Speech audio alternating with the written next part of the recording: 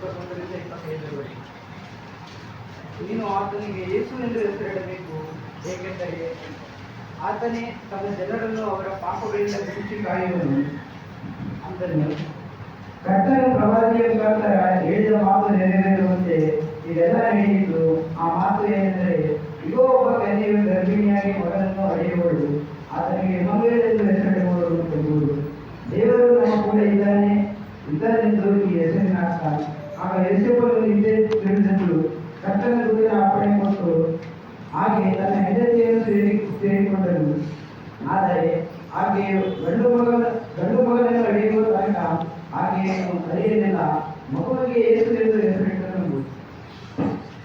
ದೇವರು ಈ ವಾಕ್ಯವನ್ನು ನಮ್ಮೆಲ್ಲರ ಆತ್ಮೀಯ ಲಾಭಕ್ಕಾಗಿ ಆಶೀರ್ವದಿಸುವಾಗ ಹಳೆಯ ಒಡಂಬಡಿಕೆಯ ಭಾಗದಲ್ಲಿ ಯೆಶಾಯನ ಗ್ರಂಥ 9ನೇ ಅಧ್ಯಾಯ 6 ಮತ್ತು 7 ವಚನಗಳು. ಯಾರಾದರೂ ಸ್ತ್ರೀಯರ ಕಡೆಗೆ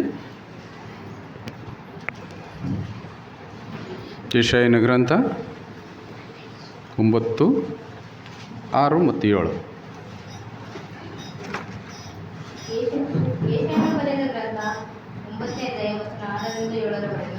ಒಂದು ಮಗು ನಮಗಾಗಿ ಹುಟ್ಟಿದೆಯಂತೆ, ವರದ ಮಗನು ನಮಗೆ ದೊರೆತನು, ಆಡಳಿತವು ಅವನ ಬಾವಿನ ಮೇಲೆ ಇರುವುದು.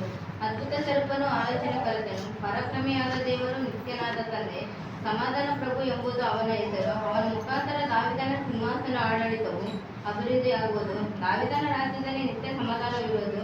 ಆ ರಾಜ್ಯವು ಹಿಂದಿನಿಂದ ಯಾವಾಗಲೂ ನೀತಿ ನ್ಯಾಯಗಳ ಮೂಲಕ ಸ್ಥಾಪಿತವಾಗಿ ಸ್ಥಿರಗೊಳ್ಳುವವು. ಸೇನಾಧೀಶ್ವರನಾದ ಯೆಹೋವನ ಆಗ್ರಹವು ಇದನ್ನು ನೆರವೇರಿಸುವುದು ಎಂಬುದು.